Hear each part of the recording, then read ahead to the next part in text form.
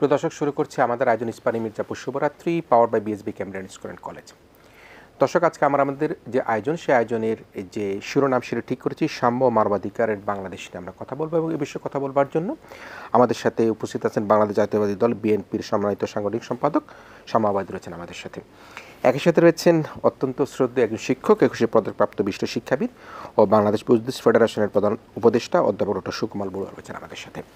প্রিয় দর্শক, আমরা বলেছিলাম যে আমাদের শিরোনামটি, সেই শিরোনামটি হচ্ছে সাম্য মানবাধিকারের বাংলাদেশ। সেই প্রসঙ্গে কথা বলতে গিয়ে প্রথমে আমি যে উক্তিটি দিয়ে শুরু করতে চাই সেটি হচ্ছে বিএনপির মহাসচিব জনাব মির্জা ফখরুল ইসলাম আলমগীর স্যার। তিনি আজকে একটি অনুষ্ঠানে এই প্রসঙ্গে একটি কথা বলেছেন।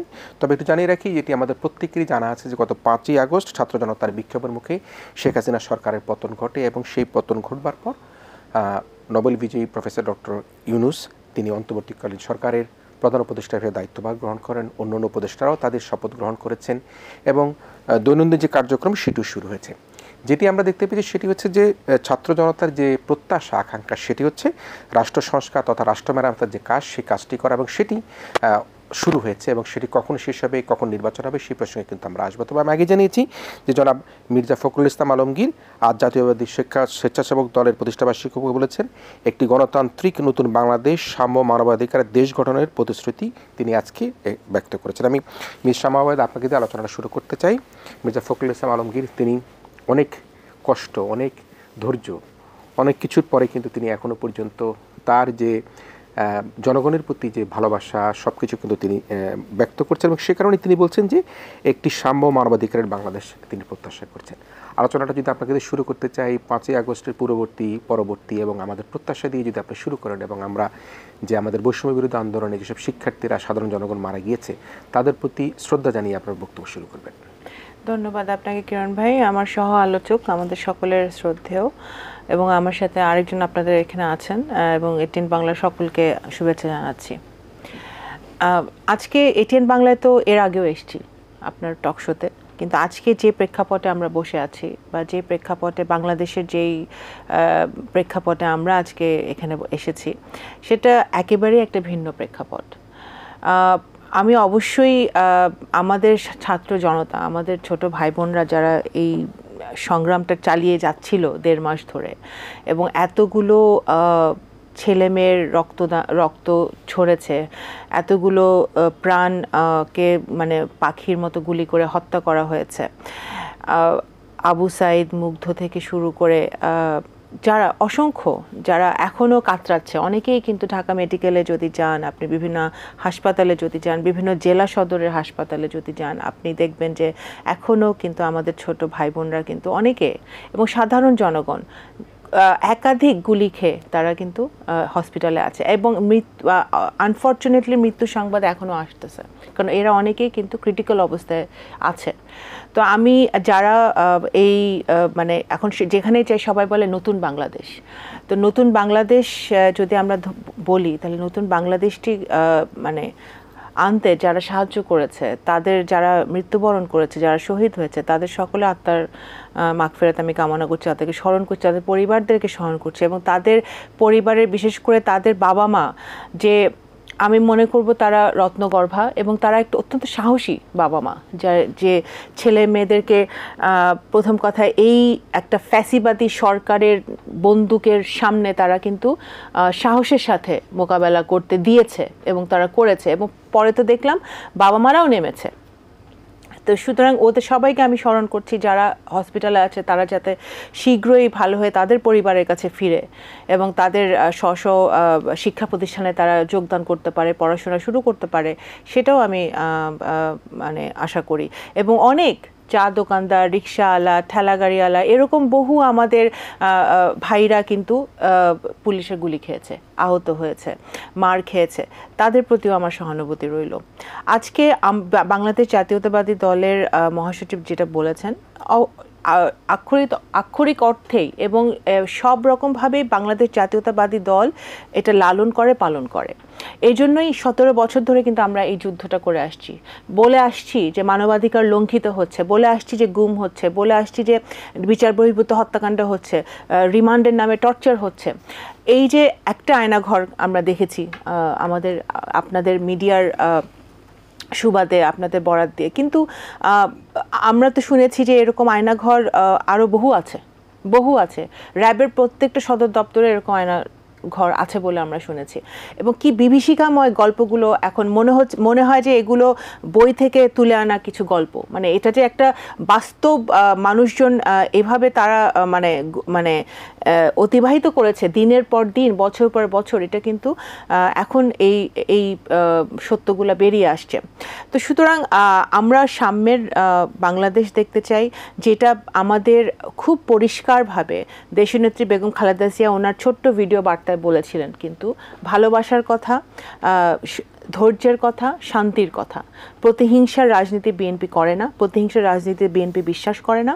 প্রতিহিংসা পরিহার করে সকলকে নিয়ে, এই যে দেশটাকে ডিভাইড করে ফেলেছিল এই স্বৈরাচারী হাসিনা, এই দেশটাকে ইউনাইটেড করে আবার এই ছাত্র সমাজের যেই আন্দোলনটা, সেই আন্দোলন যে সফলতার মুখ দেখেছে, আজকে 17 কোটি মানুষ, আপনি বাইরে যান, আজকে আপনারাও নিঃশ্বাস নিতে পারছেন, সাংবাদিকরা লিখতে পারছে, আপনারা বলতে পারছেন, আমরা বলতে পারছি।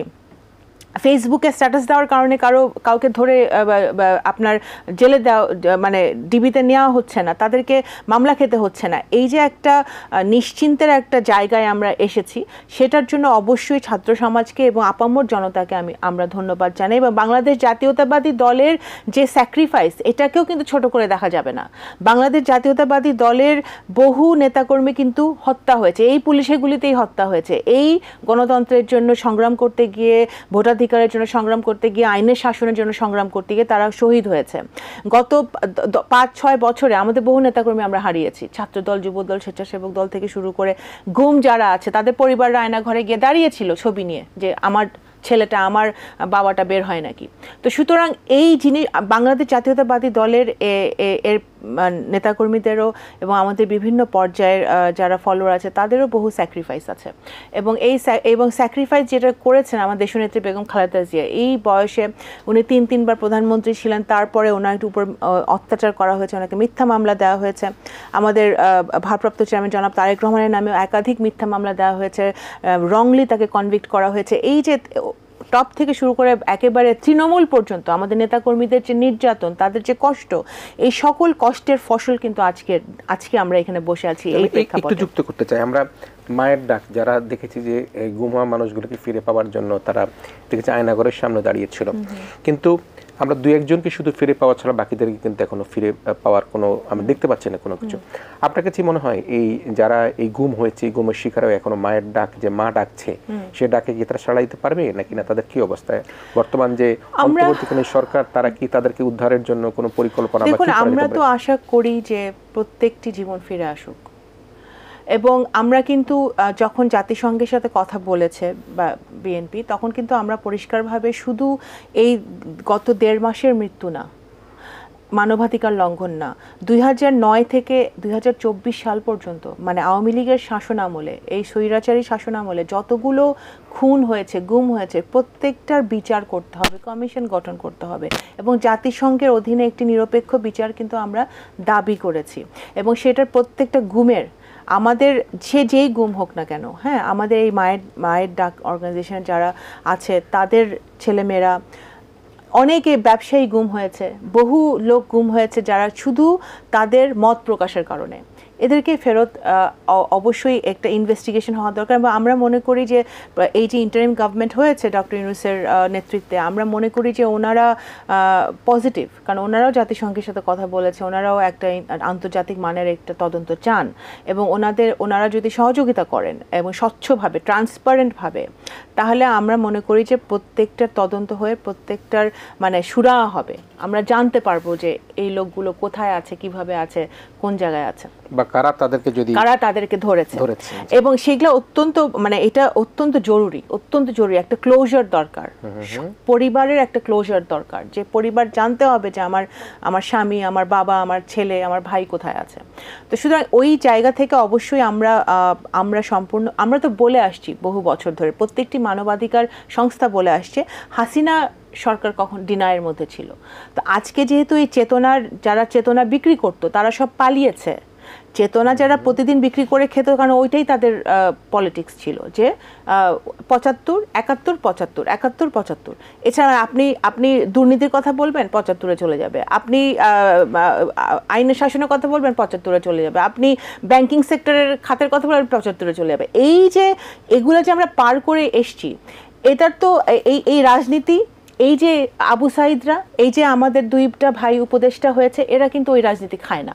ওই রাজনীতি নতুন প্রজন্ম আর বিশ্বাস করে না। ইতিহাসকে, হিস্ট্রিকে ব্যবহার করে যে আপনি রাজনীতি করবেন, ওইটা নতুন প্রজন্ম ছুঁড়ে ফেলে দিয়েছে। মিস্টার, আমি আর একটা যুক্ত করতে চাই, অনেক কিছু মনে পড়ছে। সেটি হচ্ছে যে কথায় কথা জামাত শিবির একটা তকমা দিয়ে দেওয়া, জঙ্গি অভিযানের নামে বিভিন্ন জায়গার মধ্যে আমরা দেখেছি যে সেখানে চতুর্দিক ঘেরাও করে রাখা এবং তথাকথিত জঙ্গি নামে কিছু মানুষকে হত্যার মুখোমুখি হতে হওয়া, সেটা আমরা দেখেছি। ইসলামিক বইগুলো নিয়ে সেখানে বলা হতো যে জঙ্গিবাদী বই সেখানে উদ্ধার করা হয়েছে। আপনার কথার সাথে সেই কথাটাকে যুক্ত করা যায় কিনা এগুলোকে? যুক্ত তো করা যায়। জঙ্গি নাটক, মানে জঙ্গি নাটক এই যে মাঝখান দিয়ে তারা শুরু করলো যে তারা বিভিন্ন জায়গায় তারা মানুষজন লাশ পড়ে আছে এবং অভূতপূর্বভাবে তাদেরকে র্যাব উদ্ধার করছে, ঠিক আছে। এই যে এই নাটকগুলো তারা সাজিয়েছে, কারণ তারা আন্তর্জাতিকভাবে দেখানোর চেষ্টা করেছে যে এখানে জঙ্গি ঠেকাতে হলে হাসিনাকে লাগবে, শেখ হাসিনাকে লাগবে, আওয়ামী লীগকে লাগবে। এখানে আপনার সব সাম্য যে শব্দটা নিয়ে আপনি শুরু করলেন, বজায় রাখতে হলে শেখ হাসিনাকে লাগবে। এখনো ষড়যন্ত্র তো চলমান আছে। আপনি সাম্য, আমরা শান্তি চাই, যেখানে এখানে হিন্দু, বৌদ্ধ ধর্ম, মুসলমান নির্বিশেষে, খ্রিস্টান নির্বিশেষে সবাই এখানে কিন্তু ভাই ভাই হিসেবে থাকে। সেইখানে উনি এখনো ধর্মকে ব্যবহার করে কয়েকটি বিদেশি গণমাধ্যমে মিথ্যা কথা প্রচার করে, সংবাদ প্রচার করে এখানে উত্তপ্ত করার চেষ্টা করছে। কিন্তু বিএনপি থেকে কিন্তু স্ট্রিক্ট অর্ডার আছে। আমাদের ভাইরা ইভেন প্রত্যেকটি ঢাকাতে তো অবশ্যই, এবং গ্রামে গ্রামে প্রত্যেকটি মহল্লা রাতের পাহারা দিচ্ছে, যাতে কোনো মন্দির, কোনো মসজিদ, কোনো উপাসনা এবং কারো বাড়ি জমি কোনো কিছু, কারোর উপর যেন কোনো অন্যায়ভাবে আঘাত না আসে। এবং এগুলো আমরা কি দেখেছি গত 15 বছর, দেখি নাই যে লোকাল আওয়ামী লীগের এমপিরা হিন্দু ভাইদের, বৌদ্ধ ভাইদের, মাইনরিটি আমাদের ভাই বোনদের জমি দখল করছে, আমরা দেখি নাই? আমরা বিভিন্ন ঘটনাতে দেখে আসছি। বিএনপি যে রেইনবো নেশনের কথা বলেছে 31 দফায়, এটা বিএনপি মনে প্রাণে বিশ্বাস করে। আমরা ইভেন সংখ্যালঘু শব্দটাও আমরা পছন্দ করি না ব্যবহার করতে। আমরা বাংলাদেশের নাগরিক, সবার নিরাপত্তা দেওয়ার দায়িত্ব এবং সবার পাশে দাঁড়ানোর দায়িত্ব আমাদের, এবং সেটাই বিএনপি করছে। নিশ্চয়ই। অথবা ডক্টর সুকুমার বড়ুয়া স্যার, আপনি কেমন আছেন? ভালো আছি। দীর্ঘদিন পর আপনার সাথে দেখা, এবং আমার মনে পড়ে সেই সময়কার কথা। আমি যখন বিশ্ববিদ্যালয়ে পড়ছি তখন আপনি বাংলাদেশ টেলিভিশনে ত্রিপিটক পাঠ করতে যেতেন, এবং সেই সময়ের আপনার সেই উচ্ছলতা কিন্তু আপনি ধরে রেখেছেন। আমি বলতেছি রাজনৈতিক উচ্ছলতা, আপনি যেভাবে ছিলেন সেভাবেই আছেন। তো সেই অবস্থায় মিস শামা আবায়েদ বললেন তাদের দলের পক্ষ থেকে সবাইকে, তিনি বললেন যে সবাইকে ধৈর্য ধরার জন্য, মসজিদ, গির্জা, মন্দির সব কিছু কিন্তু একই। আপনি কীভাবে দেখছেন বর্তমান যে পরিস্থিতি, সেই পরিস্থিতিতে তিনি উল্লেখ করলেন যে বিদেশি কিছু গণমাধ্যম এবং একই সাথে একজন বিশেষ ব্যক্তির কথা উল্লেখ করে বললেন যে একটু অস্থিতিশীল পরিবেশ তৈরি করার চেষ্টা করছে। আপনার বিশ্লেষণ কি? আচ্ছা, আমি একটু করে প্রশ্ন তো অবশ্যই বলবো, প্রাসঙ্গিক প্রশ্ন করবো। তার আগে বোধ কিছুটা আমি দিকটা বিষয়ে আমি একটু কথা বলতে চাই। প্রথমে যেহেতু আমরা আজকে উপস্থিত হয়েছি যে এটিএন বাংলার এমন একটা সন্ধিক্ষণে দেশের একটা নতুন সরকার আসছে অন্তর্বর্তীকালীন, আমাদের অনেক আশাকাঙ্ক্ষার একটা প্রতিফলন ঘটানোর জন্যে আমরা সকলে কিন্তু আমরা সমর্থন জানিয়েছিলাম নৈতিকভাবে, এবং আমরা দৈহিকভাবেও এবং নানাভাবে আমরা কিন্তু এই সরকারকে সমর্থন জানিয়েছি। এই জন্যেই যারা অগ্রণী ভূমিকা পালন করেছে এই ছাত্র জনতার যে বিজয় হয়েছে, আমি প্রথমে তাদেরকে স্মরণ করতে চাই অত্যন্ত শ্রদ্ধার সাথে।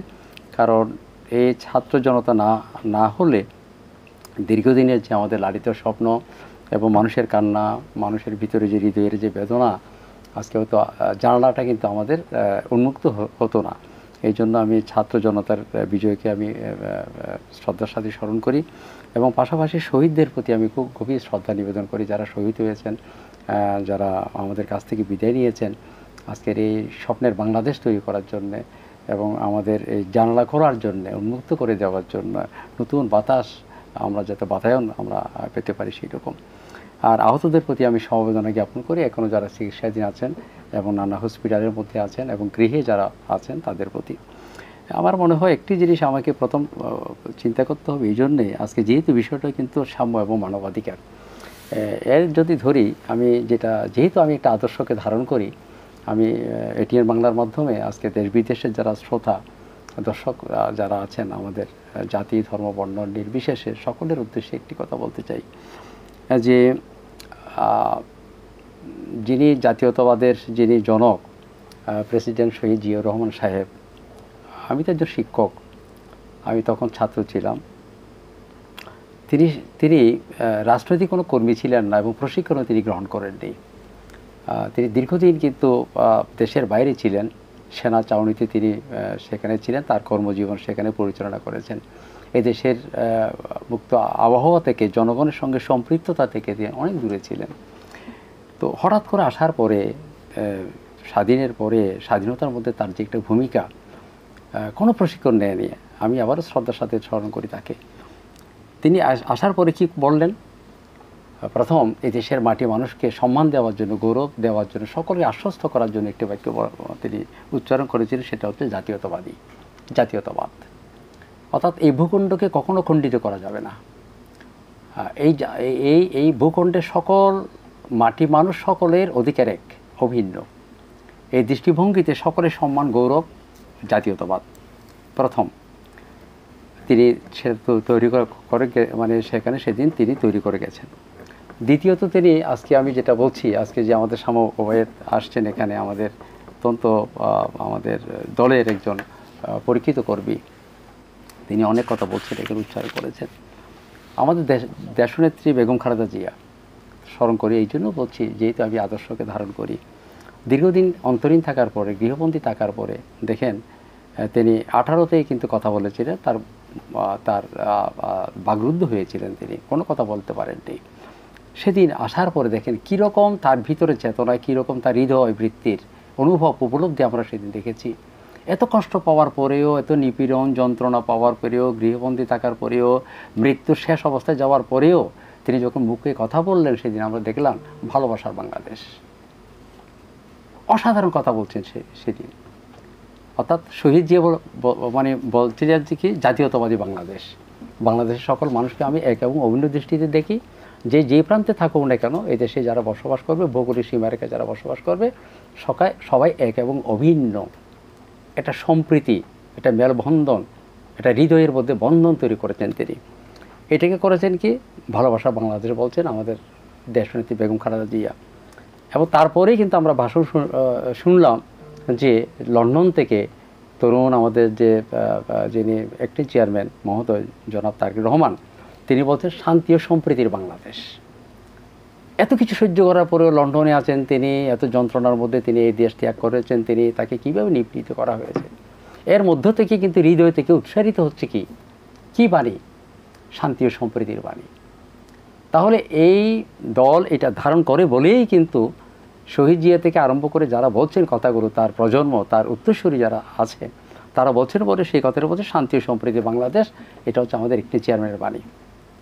সর্বশেষ আপনি যে কথাটি বলছেন, আজকে যে বিষয় নিয়ে আমরা এখানে উপস্থিত হয়েছি, আমাদের মহাসচিব মহোদয় যে কথাটি বলছেন, সর্বশেষ তিনি বলছেন সাম্য মানবতার বাংলাদেশ। তাহলে শহীদ জিয়া বলছেন জাতীয়তাবাদী বাংলাদেশ, সকলকে এক করেছেন, এক আমব্রেলায় ধারণ করেছেন, হৃদয় দিয়ে সকলকে গ্রহণ করে নিয়েছেন, সাম্যের মধ্যে এনেছেন, সম্প্রীতির মধ্যে আনছেন।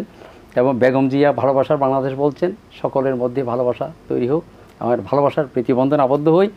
এবং আমাদের একটি চেয়ারম্যান বলছে শান্তি সম্প্রীতির বাংলাদেশে বলছেন, তিনি লন্ডন থেকে সেই কথাটি উচ্চারণ করছেন এবং মহাসচিব মহোদয় তারই উচ্চারণ সেটা ঘটিয়েছেন গতকাল, এবং এর আগেও তিনি সেটা বলছেন সাম্য এবং মানবাধিকার বাংলাদেশ। এই যদি আমাদের হৃদয়ে ধারণ করেছি বলে যে কথাটি আমাদের শ্যামা ওবায়েদ বলল, দীর্ঘদিন ধরে এটা ধারণ করেছি বলে সেটা আমি বলছি। আজকে আমি এই প্রসঙ্গে দুই একটি কথা বলতে চাই, যেহেতু আমি এটিএন বাংলায় আসছি। সাম্য মানবাধিকার তৈরি করার আগে আমার মনে হয় আমার রাষ্ট্রযন্ত্রকে আমার মনে হয় আমরা এখানে 6টি ভাগে ভাগ করে নিয়েছি। আমি আজকে আপনার মাধ্যমে, আমি এটিএনের মাধ্যমে আমি সকলকে জানাতে চাই, এই জন্যেই এই ভৌগোলিক সীমারেখে যে প্রতিটি কথা বলছি না, প্রথম 6টি শর্ত কিন্তু আমার এখানে কম্পোনেন্ট আমার এখানে আমি তৈরি করে নিয়েছি। প্রথম হচ্ছে এই জনপদ এবং এই মাটি মানুষকে কিন্তু আমরা প্রথম খণ্ডিত করতে চাইনি, কিন্তু খণ্ডিত হয়ে গেছে। ভৌগোলিক সীমারেখার মধ্যে আমরা জনপদগুলো কিন্তু জনপদের ভাষা, সংস্কৃতি, কৃষ্টি, সভ্যতাকে আমরা কিন্তু খণ্ডিত করে রেখেছি, প্রথম।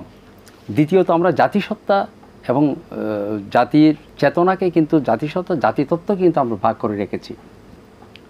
তৃতীয়ত হচ্ছে যে কথাটা বলছি, তৃতীয় যেটা হচ্ছে বাঙালি এবং বাংলাদেশি, এটা হচ্ছে জাতিসত্তার যে একটা দ্বিতত্ত্ব, দ্বিখণ্ডিত আমাদের মধ্যে আসছে।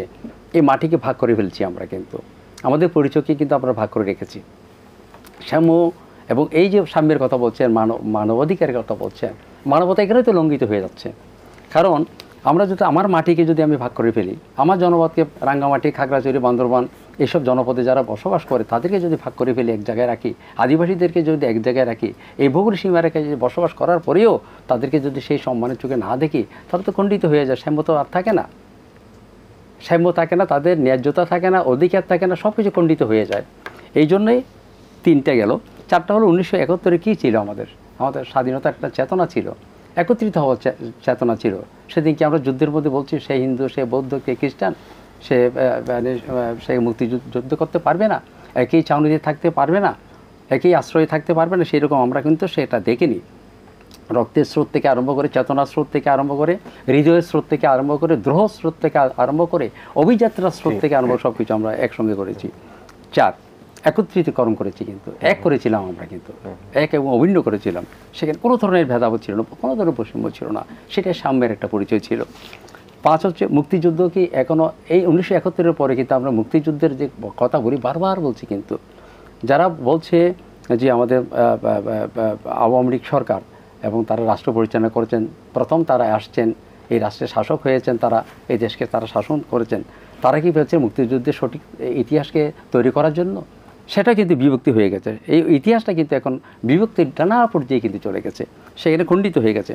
সর্বশেষ প্রশ্ন হচ্ছে আমার, আজকে যে আমরা স্বাধীনতার কথা বলছি, স্বাধীনতার ভূমিকার কথা বলছি, নেতৃত্বের কথা বলছি, আমরা কিন্তু সেইভাবে স্বাধীনতার নেতৃত্বে যারা ছিল, দুইজনকে কিন্তু আমরা সেই মর্যাদা কিন্তু আমরা দিতে পারি নাই। যিনি, অবশ্যই আমি ছাত্র ছিলাম, অবশ্যই আমি স্মরণ করি বঙ্গবন্ধুকে, অবশ্যই স্মরণ করব, তিনি একজন জাতীয় নেতা ছিলেন, এটা ইতিহাস সত্য এটাকে। কারণ তখন তো সবাই কিন্তু আওয়ামী লীগের কর্মী ছিলেন এবং বামপন্থী সেরকম ছিলেন, এবং যারা ছাত্র ইউনিয়ন করতো এবং যারা বামপন্থী রাজনীতি করতো, সেখানে তো সেদিন আমাদের শহীদ জিয়ার দল, বাংলাদেশ জাতীয়তাবাদী দল কিন্তু সৃষ্টি হয়নি। অবশ্যই আমরা স্বীকার করি, সেটা ইতিহাস কখনো মিথ্যা হয় না। কিন্তু আরেকজন যে সেখানে রাষ্ট্রনায়ক ছিলেন, তিনি যে সেখানে যুদ্ধ করেছেন, সমর যুদ্ধ করেছেন, এবং তিনি যে কালুরঘাট থেকে তিনি যে স্বাধীনতার মন্ত্র তিনি শুনিয়েছেন, বাণীটা শুনিয়েছেন, শব্দটা উচ্চারণ করেছেন তিনি, সেদিন অনেক তো সেক্টর কমান্ডার ছিল, তো তারা তো সেরকম সাহস করেননি। এরকম তরুণ একজন সৈনিক যিনি স্বাধীনতার ঘোষণা দিয়েছেন। তো এই জন্য বলছি যে 6টি ক্ষেত্রকে নেতৃত্বের প্রশ্ন কিন্তু আমরা সেই আমরা নিশ্চয়ই স্যার আপনার কাছে আসবো। সামাওয়াদ রয়েছেন আমাদের সাথে। মাটিও বাংলাদেশকে মানুষকে বিভক্তি কারা করেছেন, এবং সেই বিভক্তির কারণের জন্য যে আমরা একটি সরকারের প্রধানকে দেখলাম দেশ ছেড়ে চলে যেতে, সেই আলোচনা কিন্তু আপনার সাথেই করবো, আপনি আমাদের সাথে থাকবেন। একই সাথে রয়েছেন আমাদের সাথে বিএনপি নেতা সামাওয়াদ। প্রিয় দর্শক, আমরা ছোট্ট বিরতি নিচ্ছি, বিরতির পর আবার একই আলোচনা নিয়ে আপনাদের কাছে ফিরে আসবো অল্প কিছুক্ষণের মধ্যেই। প্রদর্শক, ইস্পাহানী মির্জাপুর শুভরাত্রিতে আবারও ফিরে এসেছি। আমরা কথা বলছিলাম সাম্য মানবাধিকারের বাংলাদেশ নিয়ে। এই বিষয়ে দুজন অতিথি যারা স্টুডিওতে রয়েছেন, মিস সামাওয়াদ বিএনপি নেতা এবং অধ্যাপক ডক্টর সুকোমল বড়ুয়া, তিনি রয়েছেন আমাদের সাথে। আমরা যেহেতু সাম্য মানবাধিকারের বাংলাদেশের কথা বলছিলাম, এবং শ্রদ্ধেয় শিক্ষক অধ্যাপক ডক্টর সুকোমল বড়ুয়া কিন্তু বাংলাদেশের বিভক্তির কথা, যেটি বিভক্তির কথা 6টি বিষয় উল্লেখ করে তিনি এখানে আমাদেরকে জানালেন। তো সেই বিষয়ে আসলে আমরা বিশেষ করে এই 5ই আগস্ট হাসিনা সরকারের পতনের পর আমরা দেখেছি যে একটা মিশ্র প্রতিক্রিয়া, দু একটি গণমাধ্যম বাহিরের, বিদেশের এবং সামাজিক যোগাযোগ মাধ্যমে কিন্তু বিদেশ থেকে নানা ধরনের গুজব ছড়ানোর চেষ্টা করছে, এবং সে কারণের জন্য আমাদের সনাতন ধর্মাবলম্বী যারা রয়েছেন তাদের অবস্থা সম্পর্কে আমাদের জাতীয়তাবাদী দল যেটি রয়েছেন, বাংলাদেশ জামায়াতে ইসলাম যারা রয়েছেন, অন্যান্য মতের যারা রয়েছেন, তারা কিন্তু সুস্পষ্টভাবে বলেছেন যে না, আজকে যে সহিংসতার কথা বলা হচ্ছে এটি আসলে সঠিক নয়, এবং বিবিসিরও কিন্তু জরিপে আমরা সেটা দেখতে পেয়েছি। আমরা সেই বিষয়ে কথা বলবার জন্য আমাদের সাথে আমরা অনলাইনে যুক্ত করেছি আমাদের শক্তিনাথ নন্দজি মহারাজ, যিনি অধ্যক্ষ রামকৃষ্ণ মিশন চট্টগ্রাম থেকে তিনি আমাদের সাথে যুক্ত হয়েছেন। আমি শ্রদ্ধা অধ্যক্ষ মহোদয়, আপনি কি আমাকে শুনতে পাচ্ছেন? হ্যাঁ, আমি শুনতে পাচ্ছি। আমাকে শুনতে পাচ্ছেন আপনি? আপনাকে শুনতে পাচ্ছি। আপনাকে নমস্কার এবং সালাম জানাচ্ছি।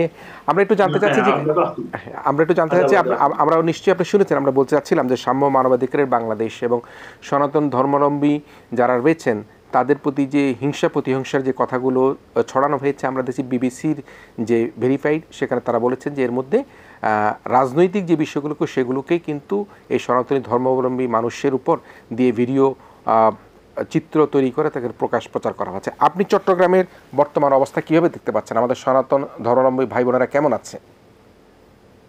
হ্যাঁ, আমি প্রথমে আপনাদের সকলকে আন্তরিক ধন্যবাদ ও শুভেচ্ছা জানাচ্ছি।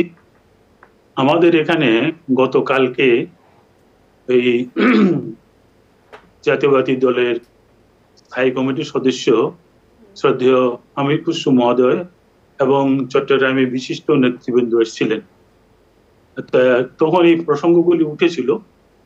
তখন আমি একটা কথা বললাম প্রথমে, যে এই যে একটা বিরাট পট পরিবর্তন হলো, 1 মাস ধরে যে ছাত্র জনতা যারা ত্যাগ শিখরে প্রাণ বিসর্জন দিল এবং তাদের যে একটা সংগ্রামের সুফল হয়ে আনলো, এরকম একটা পরিবর্তনে অনেক কিছু হয়। তো সেই দৃষ্টিকোণ থেকে আমি মনে করি কিছুদিন আমাদের এখানে পুলিশও ছিল, তারপরও আমরা যেরকম শান্তিতে বা যেতে ছিলাম। প্রথম দিকে তো 5 তারিখে কিছু ভয় ভীতি কিছু ঘটনা আমাদের কানে আসছেন, কিন্তু একটা আমি বলবো খুব প্লাস পয়েন্ট এবার, যে আমাদের এই বিএনপি থেকে জামায়াতে ইসলাম থেকে তারা সঙ্গে সঙ্গে নেতৃবৃন্দ কেন্দ্রীয়ভাবে জানিয়ে দিয়েছেন এবং প্রত্যেককে এটা নির্দেশ দেওয়া হয়েছে যে স্থানীয়ভাবে তারা যেন আমাদের এই সংখ্যালঘু সম্প্রদায়ের প্রতি বিশেষ নজর রাখেন।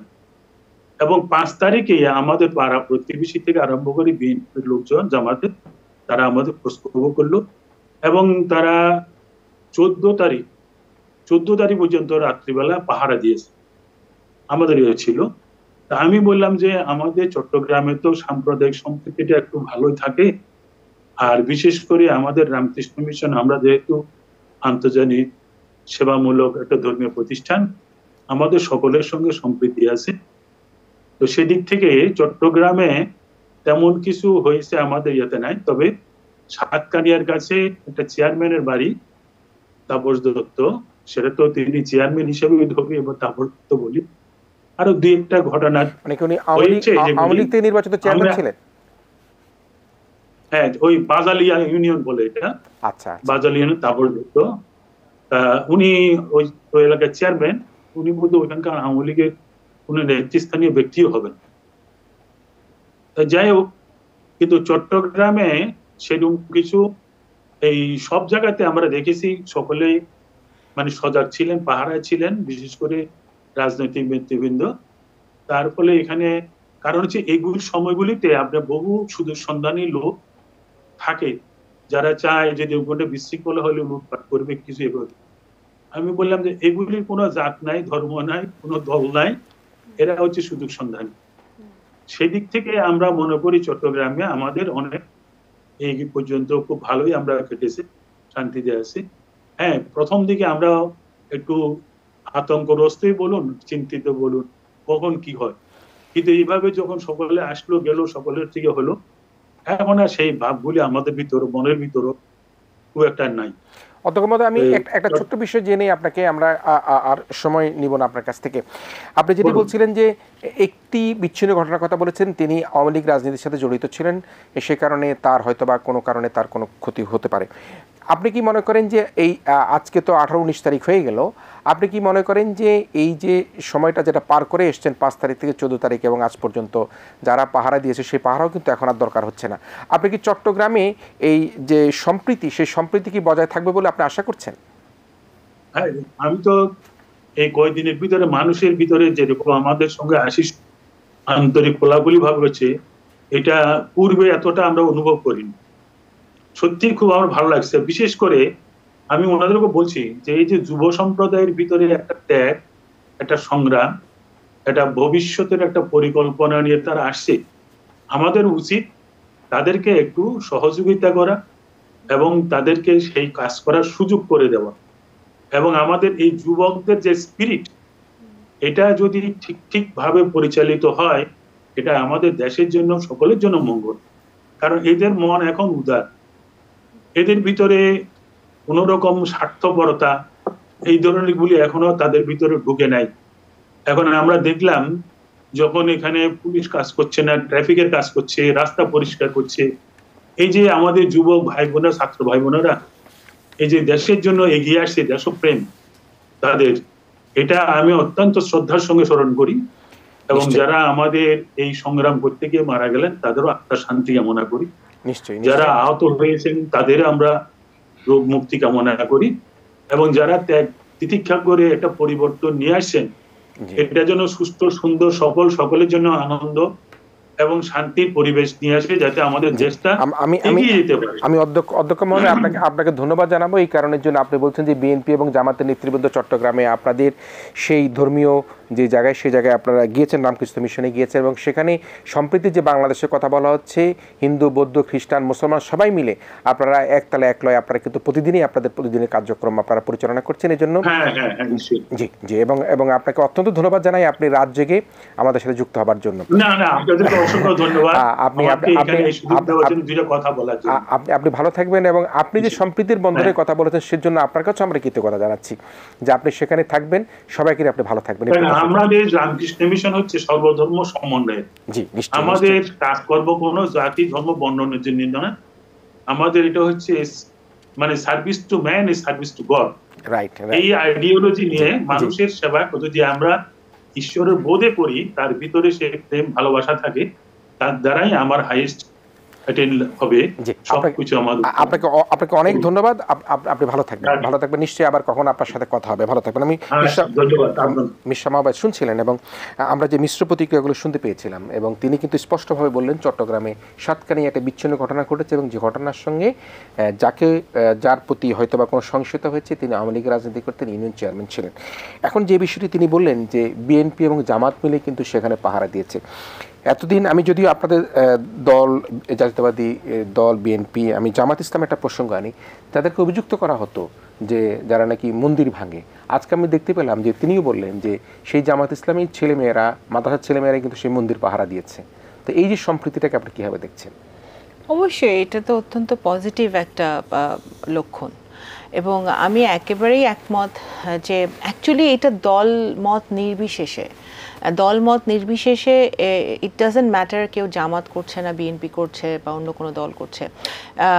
এখন মানে 5ই অগাস্টের পরে শেখ হাসিনা মানে যখন পালিয়ে গেলেন ওনার লোকজনকে রেখে, তারপরে আমি সেনাবাহিনীকেও, এখানে আমাদের সশস্ত্র বাহিনীকেও ধন্যবাদ জানাতে চাই যে ওনারা সেনাবাহিনী মাঠে নামার পরেও কিন্তু না নামলে হয়তো আরও বেশি মৃত্যু হতো। কারণ ওনারা কিন্তু আমরা যতদূর দেখেছি যে সেনাবাহিনী আমাদের জনগণের উপর গুলি চালায় নাই, চালিয়েছে পুলিশ, চালিয়েছে র্যাব শেখ হাসিনার অর্ডারে বা আওয়ামী লীগের তৎকালীন সরকারের অর্ডারে। কিন্তু ওনারা ছিলেন এবং এখনও আছেন বিভিন্ন জায়গায়, যদিও আমাদের পুলিশ ইতিমধ্যে কাজ শুরু করেছে বিভিন্ন থানায়, বাট থাকাতে, সেনাবাহিনী থাকাতে কিন্তু একটা আরও বেশি একটা তাড়াতাড়ি একটা স্থিতিশীল অবস্থায় কিন্তু ফিরে আসছে বাংলাদেশ। এখন আমি যেটা বলি, দেখেন উনি যেটা আমাদের অধ্যাপক সাহেব যেটা বললেন যে দেশপ্রেমের কথা, দেখেন এই ছোট ছোট ছেলেমেয়েরা 20 বছর, 21 বছর, 22 বছর, এরা মুক্তিযুদ্ধ দেখে নাই, অনেক পরে এদের জন্ম, কিন্তু এরা দে আর সো মাচ প্যাট্রিয়ট। তাদের প্যাট্রিয়টিজমের মধ্যে কোনো খাদ নাই, নিখাদ। তারা দেশকে যেভাবে ভালোবাসে, একটা মানুষ দেশকে ভালো না বাসলে দেশের জন্য সে 2 হাত মানে হাত বিলিয়ে দিয়ে বুক পেতে দিয়ে সে গুলি খেতেন না। কতটুকু দেশপ্রেম আবু সাইদের মধ্যে থাকতে পারে। এখানে আমরা ছোট বড় সকলের এখানে শিক্ষণীয় আছে, এবং আমি মনে করি যে বাংলাদেশের রাজনীতিবিদ যারা ছিলেন, যারা এখন আছে, যারা ভবিষ্যতে রাজনীতি করতে চায়, সবার জন্য কিন্তু এই যে এই আওয়ামী লীগের এই 17 বছরের যে তাদের যে অবস্থা, এটা একটা শিক্ষণীয় হয়ে থাকবে। কারণ আমরা যারা মুসলমান, অ্যাটলিস্ট আমরা বলি, আমরা বিশ্বাস করি আল্লাহর একটা বিচার আছে, মানে বা উপরে ভগবানের একটা বিচার আছে, উপরওয়ালার একটা বিচার আছে। তারপরে আবার যে আপনি যদি এই দুনিয়াতে কোনো অন্যায় করে যান, এই অন্যায়ের বিচার কিন্তু যেটাকে বলা হয় কার্মা, অনেক সময় আমরা বলি যে আপনার ফেস করে যেতে হবে। তো সুতরাং যারা এই অন্যায়গুলো করেছে, বিটিআর মিউটিনি থেকে শুরু করে, বিটিআর হত্যা থেকে শুরু করে, নারায়ণগঞ্জের 7 খুন, এখন তো সাহস করে বলতে পারছে। এই আত্মীয়রা তো কালকে সাহস করে বলল তাদের পরিবাররা যে বিডিআরে কি ঘটনা ঘটেছিল, নাম নিয়ে বলেছে, তাই না? তো এখন বিডিআর হত্যাকাণ্ড থেকে শুরু করে এই 24 সাল পর্যন্ত যতগুলো হত্যাকাণ্ড হয়েছে এবং রাষ্ট্রীয় মদতে হয়েছে, কারা কারা এটার কালপ্রিট ছিল। এবং আমি তো বলবো সালমান এফ রহমানের নেতৃত্বে 3 দিন আগে, শেখ হাসিনা চলে যাওয়া 3 দিন আগে যে সব ব্যবসায়ীরা গিয়ে ওনাকে সব দিয়ে উজাড় করে দিয়ে আসলো যে ওনার জন্য ওনার জান দিয়ে দিবে, ওনারা এখন কই? ওই ব্যবসায়ীরা এখন কই? ওই চেতনা বিক্রিকারীরা এখন কোথায়? আজকে ব্যবসায়ীর তো কাজ না কোনো নির্দিষ্ট কোনো পার্টিকুলার কোনো পলিটিক্যাল পার্টিকে ক্ষমতায় রাখা। ব্যবসায়ীদের কাজ করবে, বরঞ্চ ব্যবসায়ীরা, সাংবাদিকরা, বিভিন্ন সেক্টরে যারা কাজ করছেন, শিক্ষকরা, তারা রাষ্ট্রকে, সরকারকে একটি জবাবদিহিতার জায়গায় আনবে। কিন্তু আমরা 17 বছরে কি দেখেছি? এক তাবেদার তৈরি হয়েছে, দালাল তৈরি হয়েছে, চাটুকার তৈরি হয়েছে, যারা ওই সরকারের অন্যায় কাজগুলোকে সাপোর্ট করেছে, নিজেরা স্টেক হোল্ডার হয়েছে, হাজার হাজার কোটি টাকার দুর্নীতি করেছে। বৈষম্য বিরোধী আন্দোলনের মেইন ইয়েটা কি ছিল? কি তাদের কারণটা কি? যে একজন মানে আওয়ামী লীগের করে দেখে সে চাকরি পাবে, তার কোনো যোগ্যতা নাই, কিন্তু যে MA BA পাশ করে সব উত্তীর্ণ হয়ে পরীক্ষায় পাশ করে সে চাকরি পাবে না, এই বৈষম্য তো আমরা চাই না।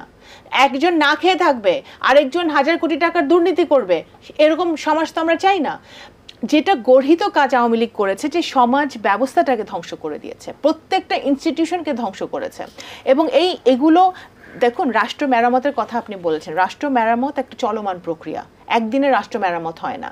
কিন্তু এই ইন্টারিম গভর্নমেন্টের প্রতি কিন্তু মানুষের এক্সপেকটেশনও ওখানে অনেক বেড়ে গেছে। এখন ইউনূস সাহেবরা এবং আরও যারা ওখানে, আমরা সকলের প্রতি আমাদের আস্থা আছে, যারা অ্যাডভাইজাররা আছেন ওখানে, ওনারা সকলেই স্ব ফিল্ডে তাদের ক্যাপাবিলিটি আছে, তাদের ক্রেডিবিলিটি আছে সমাজে। তো আমরা মনে করি যে তারা সেই ক্রেডিবিলিটি কাজে লাগিয়ে এই রাষ্ট্র মেরামতের কাজটা শুরু করবেন। ওনাদের সব কিছু করা সম্ভব না ওদের পক্ষে, কিন্তু ওনারা কিছু কিছু কাজ ওনাদের করতেই হবে। জুডিশিয়ারি, নির্বাচন কমিশন, এখন ইকোনমিক, আর্থিক খাত, ইকোনমিক যে কালো আইনগুলো আছে, সব আইন সংশোধন করা তাদের পক্ষে, গণমাধ্যমের জন্য যে একটা কমিশন করা, গণমাধ্যমে, হ্যাঁ, এই জিনিসগুলো তাদের কিছু কিছু জিনিস তাদের সংস্কার অতীব জরুরি ভাবে করতে হবে। এবং সেই সাথে বিএনপি যে আন্দোলনটা, আমাদের টার্গেটটা কি? আমি, আপনি, উনি, আমরা এখানে সবাই যারা আছি, বাংলাদেশের 17 কোটি মানুষ, এবং যারা আন্দোলনের জন্য প্রাণ দিয়েছে, এই ভাই বোনরা ভোট দিবে নিশ্চিন্তে, সেটাই তো আমাদের টার্গেট। তো আমরা আশা করি যে এই সরকার যে এখন হয়েছে, সেই ইন্টারিম গভর্নমেন্ট সেই কাজটা করবে।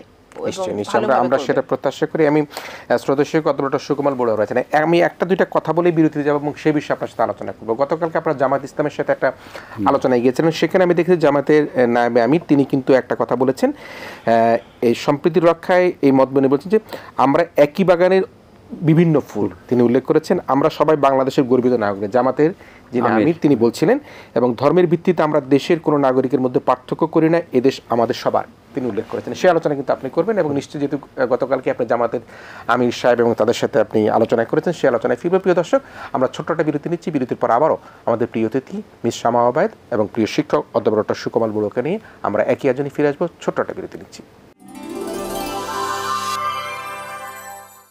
দর্শক, ইস্পানি মির্জাপুর শুভরাত্রিতে আবারও ফিরে এসেছি। আমরা সাম্য মানবাধিকারে বাংলাদেশ নিয়ে কথা বলছিলাম। আমাদের সাথে অতিথি হিসেবে রয়েছেন বিএনপি নেতা মিস শামা ওবায়েদ এবং রয়েছেন অধ্যাপক ডক্টর সুকুমার বড়ুয়া। আমি বিরতির পূর্বে একটা প্রসঙ্গ তুলে প্রিয় শিক্ষক অধ্যাপক ডক্টর সুকুমার বড়ুয়াকে আমি শেষ করেছিলাম এবং বলছিলাম যে বিরতির পর আমরা সেই আলোচনাই করব।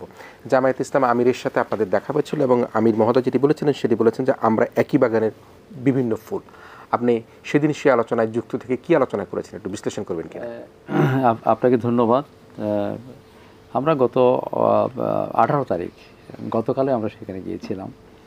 তো একটা সৌহার্দ্যপূর্ণ পরিবেশে তিনি আমাদেরকে আমন্ত্রণ জানিয়েছেন এবং তার কেন্দ্রীয় অফিসে বসেই কিন্তু আমাদের বৌদ্ধ ভিক্ষু সহ বিশেষ করে যারা ধর্ম লালন করেন পুরোহিত বৃন্দ আমাদের বৌদ্ধ ভিক্ষুরা সেখানে আমরা গিয়েছিলাম। আমাদের সকলের মুখে উনি প্রথম কিন্তু স্বাগত বক্তব্য দেন, আমাদেরকে পেয়ে খুব প্রীতি লাভ করেন এবং তার যে স্বভাব সুলভ যেটা বক্তব্যগুলো আসছে আমি খুবই খুশি হয়েছিলাম সেদিন। কারণ জামায়াতে আমির যিনি ডাক্তার শফিকুর রহমান সাহেব এবং তার সেখানে কেন্দ্রীয় যারা নেতারা ছিলেন তাদের মনের মধ্যে একটা আমি দেখেছি যে একটা প্রীতিভাব এবং উৎফুল্ল ভাব, কারণ আমাদেরকে পাওয়ার পরে। কারণ এটা আমি যেটা মনে করি তারা সেটা লালন করে বলে কিন্তু সেটা স্বতঃস্ফূর্তভাবে সেটা কিন্তু প্রকাশ পেয়েছে। আমি সেদিন তাকে বলছিলাম যে আমার ভাষণ সেটা বলছিলাম যে যেটা লালন করে যদি হৃদয়ে ধারণ করে কিন্তু তার জ্ঞাত সারে হোক অথবা অজ্ঞাত সারে হোক সেটা কিন্তু বের হয়ে যায়। তো আমার মনে হয় সেদিন তিনি যে বলতে একটা বাগানের কথা তিনি বলছেন আমাদেরকে উদাহরণ দিয়েছে, আপনি সত্যি কথা বলছেন। বাগানের উদাহরণটা কিন্তু আমি জামায়াতের আমির কাছ থেকে যেটা শুনলাম আমরা কিন্তু খুশি হয়েছি সেদিন। আমার মনে হয় বাংলাদেশ তো না, বাংলাদেশের বাইরে যারা আছে আমাদের মনে হয় বাংলা ভাষায় সকলে খুশি হয়েছে। এছাড়াও তিনি কিন্তু অনেক কথা বলছেন যে আমরা যে মানবিক কতগুলো গুণের কথা বলছেন, সাম্যের কথা বলছেন, অহিংসার কথা বলছেন, অধিকারের কথা বলছেন এবং সবচেয়ে আরেকটি শব্দ বলছেন কিন্তু আমরা কেন সংখ্যালঘু থাকবো, আপনারা কেন সংখ্যালঘু ভাবেন। আমিরের মুখে যখন এই কথাটা আসে আমি জানি না তারা হয়তো কোনোদিন এই কথাটাকে তারা স্থাপন করতে পারবে কি না, তারা যদি সেরকম সুযোগ পায়। তো আমি তাদের কাছে প্রশ্ন মানে আমাদের পক্ষ থেকে যারা এসছিল তারা প্রশ্ন করেছে সেদিন যে আমাদের আস্থাটা কিন্তু আপনাদের এখানে আসার পরে আস্থাটা কিন্তু আমাদের বেড়ে গেছে। আপনারা যেভাবে আমাদেরকে কথাগুলো বলছেন এবং জাতি শুনছে এবং আমাদের যে এখানে জাতি ধর্ম বর্ণ যে আমরা সকলেই যে বসবাস করি তাদের মধ্যে একটা আশ্বস্ত, তাদের মধ্যে একটা বিশ্বাস স্থাপন হচ্ছে। আমার কাছে মনে পড়ছে আমি খবরে দেখেছি তিনি বলেছিলেন যে আমরা একই মায়ের সন্তান একই বাবার সন্তান যদি হয়ে থাকি তাহলে আমাদের মধ্যে কেন বৈষম্য থাকবে, কেন বিরোধ থাকবে, কেন বিভাজন থাকবে, এই কথাগুলো তিনি বলছিলেন। তো আমার মনে হয় তার কথাগুলো প্রত্যেকটা কথার মধ্যে একটা মিনিং আছে। আমি খুবই আপনি যদি বলছেন যদিও সংখ্যালঘু শব্দটা ব্যবহার করা কতখানি উপযোগী, কিন্তু আমির মহোদয় বলেছেন যে আমি বলি আপনি নিজে কি বোধ করেন এখনকার পরিস্থিতি দেখে? উনি বলছেন মানে সংখ্যা তত্ত্ব দিয়ে কেন মানে সেটাকে নির্ধারণ করবেন, অর্থাৎ আপনারা কেন সংখ্যালঘু ভাববেন, আপনারা তো এই দেশের মাটির সন্তান, আপনারা তো সেখানে এই মাটিতে জন্মগ্রহণ করেছেন, আপনারা একই সম অধিকার নিয়ে আপনারা কিন্তু সেখানে থাকবেন। আমাদের জামায়াতে ইসলাম মনে করে, তিনি বলছেন জামায়াতে ইসলাম মনে করে আপনি কি মনে করেন যে আমি একটা কথা বলি এটা সংখ্যালঘু কিন্তু আমাদের মাননীয় প্রধানমন্ত্রী বেগম খালেদা জিয়া দেশনেত্রী আমরা যখন বলতাম যে আমরা সংখ্যালঘু হিসেবে কথা বলতাম তিনি কিন্তু সেখানে বলছে সংখ্যাতত্ত্ব দিয়ে আমি বিচার করি না, আপনার এই দেশের মানুষ এবং চাকমা মারমার যারা আসতো তারা বলছে যে আমাদের মধ্যে একটা কেমন সংকীর্ণতা থাকে, আমাদের মধ্যে কেমন একটা দুর্বলতা থাকে। বলছি কেন আপনারা দুর্বল হবেন, আপনারা এই দেশের মাটির মানুষের সন্তান, আপনারা এবং বাংলাদেশের জাতীয়তাবাদী কিন্তু সেই শক্তি কিন্তু আপনাদেরকে দিয়েছে, সেই গৌরব আপনাদেরকে দিয়েছে, এই জন্য জাতীয়তাবাদ সৃষ্টি করেছে। আমাদের মহাসচিব মহোদয় কিন্তু সেই কথা বলে সংখ্যালঘু নিয়ে আপনারা কথা বলবেন না। এর আগে 14 তারিখে আমরা কিন্তু আমার মনে হয় আমাদের আমাদের যে প্রধান যে চিফ অ্যাডভাইজার মহোদয় তাদেরকে কিন্তু আমরা গিয়েছিলাম, তিনি আমাদেরকে ধর্ম মন্ত্রণালয়ের মাধ্যমে কিন্তু আমাদের বিভিন্ন হিন্দু বৌদ্ধ খ্রিস্টান যারা আমরা সংখ্যালঘু যারা ছিলাম এবং লিডিং পাওয়ারে যারা ছিলেন সেখানে কিন্তু তিনি বলেছেন সংখ্যালঘু। আমি একেবারে শেষ এবং পরবর্তীতে 18 তারিখে আমাদের যে 16 তারিখে আমাদের মহাসচিব মহোদয় বাংলাদেশ হিন্দু বৌদ্ধ কল্যাণ পরিষদ যারা ডাক্তার মানে অ্যাডভোকেট রানা দাশগুপ্তের সহ তারা যারা খুব ক্ষমতাবান যারা আছে হিন্দু সম্প্রদায়ের মধ্যে যারা লিডিং পার্টি আছে এবং সবার সঙ্গে মিলে আপনারা আশ্বস্ত করেছেন। অবশ্যই আমরা আশ্বস্ত, নিশ্চয়ই আপনি আশ্বস্ত সেই কথা বলছেন, নিশ্চয়ই বুঝতে পারলাম। সমাবেশ শেষ করতে যাচ্ছি এবং আমরা কি চাই, কি প্রত্যাশা, কি হলে ভালো হয়। একটা জাতীয় নির্বাচনের প্রত্যাশা সবাই করছে, রাষ্ট্র সংস্কার বলি রাষ্ট্র মেরামত বলি কাজ চলছে, আপনাদের শেষ মুহূর্তের প্রত্যাশাটা দিয়ে আমি আয়োজনটা শেষ করব। প্রত্যাশা তো প্রচুর, যেটা আগেই বলেছি প্রত্যাশা অনেক। আমাদের ইতিমধ্যেই আমরা কিছুটা স্বস্তি বাংলাদেশের মানুষ নিঃশ্বাস নিতে পারছে, কারণ ওই যে ভীতিকর একটা ফিয়ার ফ্যাক্টর যে তৈরি করেছিল শেখ হাসিনার স্বৈরাচার সরকার, সেখান থেকে আমরা মনে হয় একটু মুক্ত হয়েছি। কিন্তু আমাদের সামনে অনেক কাজ, আমরা যারা রাজনৈতিক কর্মী আছি, আমাদের ছাত্ররা যারা জীবন দিয়েছে, যার জন্য জীবন দিয়েছে, আমাদের বিএনপির নেতাকর্মীরা জীবন দিয়েছে, সেই জীবনটা বৃথা, ওদের মানে জীবন দেওয়াটা বৃথা হতে দিতে দেওয়া যায় না। তো অবশ্যই আমাদের সামনে অনেক কাজ। রাষ্ট্র মেরামতে আমরা সম্পূর্ণভাবে এই ইন্টারিম গভর্নমেন্টকে সাহায্য করব, বিএনপি ইতিমধ্যেই বলেছে। সকল প্রকার সহযোগিতা আমাদের থাকবে এবং সেই সহযোগিতার অংশ হিসেবেই কিন্তু আমাদের এই যে প্রোঅ্যাক্টিভলি যে বিএনপি সারা দেশে এই সাম্য বজায় রাখার চেষ্টা করছে, শান্তি বজায় রাখার চেষ্টা করছে, এটা তারই একটা অংশ। এবং আমি এখানে বলতেই চাই যে সাম্য আওয়ামী লীগ থাকলে সাম্য থাকে না, আওয়ামী লীগ থাকলে গণতন্ত্র থাকে না। এখানে আমি যে আপনারা যখন কথা বলছিলেন, আমি দেখছিলাম যে রানা দাশগুপ্তর কথা বললেন, ওনারা বিএনপির অফিসে এসেছিলেন, মিটিং করেছেন। ওনাদের অর্গানাইজেশন থেকেই কিছু 2021 সালে একটা ডাটা বের হয়েছিল যে 2013 থেকে 2021 সাল পর্যন্ত 4000-এর উপরে আক্রমণ হয়েছে মন্দির মসজিদে। ক্ষমতায় কে ছিল? আওয়ামী লীগ। মৃত্যু তো হয়েইছে, বিভিন্ন সুবর্ণচর বিভিন্ন জায়গার ঘটনা তো আমরা ভুলি নাই। এগুলোর ঠিকমতো তদন্তও হয় নাই, এগুলোর ঠিকমতো বিচারও হয় নাই, এবং সেই জায়গাটাই তো আমরা আসতে চাই। আপনি যখন আইনের শাসন প্রতিষ্ঠা করবেন বাংলাদেশে, একটি সুশাসন থাকবে, গুড গভর্নেন্স সব জায়গায়, তখন কিন্তু কে হিন্দু, কে বৌদ্ধ, কে খ্রিস্টান, কে মুসলমান, কে বিএনপি, কে আওয়ামী লীগ, কে জামাত, কে জাতীয় party will not matter anymore. আমি বাংলাদেশি নাগরিক, আমার অধিকার আছে। আমি যদি অন্যায় করে থাকি আমার সাজা হবে, আমার বিচার বিভাগ আছে, এবং সুশাসনটা কায়েম করতে হবে। প্রত্যেকটা পরতে পরতে যে দুঃশাসন কায়েম হয়েছে, প্রত্যেকটা পরতে পরতে যে 2 নাম্বার লোকজন, দালালরা মানে এই দেশটাকে ধ্বংস করে দিয়েছে, ওখান থেকে আমাদের বেরিয়ে এসে একটি নতুন বাংলাদেশের দিকে এগোতে হবে।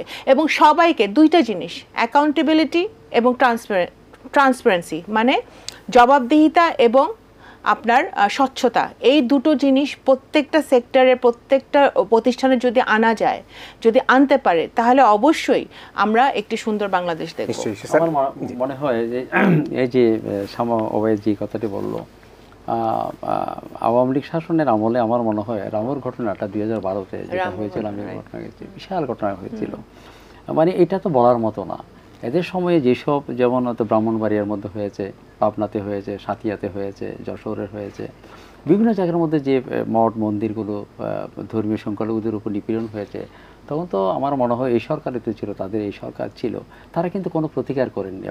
এবং আমরা দলীয়ভাবে দেখলাম, সেখানে গিয়ে যখন আমরা অনুসন্ধান করলাম এবং আমরা বললাম যে এটা জাতীয়ভাবে এবং একটা জাতীয় পর্যায়ে কিন্তু এদের বিচার করা উচিত এবং এগুলো তদন্ত হওয়া উচিত। তারা কিন্তু সেখানে তদন্ত হয়েছে, বিভিন্নভাবে তদন্ত হয়েছে, কিন্তু এই তদন্তের মুখ কিন্তু আমরা দৃশ্যমান না, কেউ কিন্তু দেখতে পাইনি এবং কেউ জানিও না। সেখানে আমরা এমনও দেখেছি, সেখানে যারা আওয়ামী লীগের যারা এমপি ছিল তারা কিন্তু নেতৃত্ব দিয়েছে, তাদের বাহিনী কিন্তু সেখানে নেতৃত্ব দিয়েছে, এগুলো সব ফুটেজ আছে। মিথ্যা কথা তো মানে আমাদের বলার কোনো ইচ্ছা নেই। আমরা চাই যে পত্রিকাতে যেগুলো এসেছে এগুলো তো সত্যবাণী এবং বস্তুনিষ্ঠ আমাদের ঘটনাগুলো।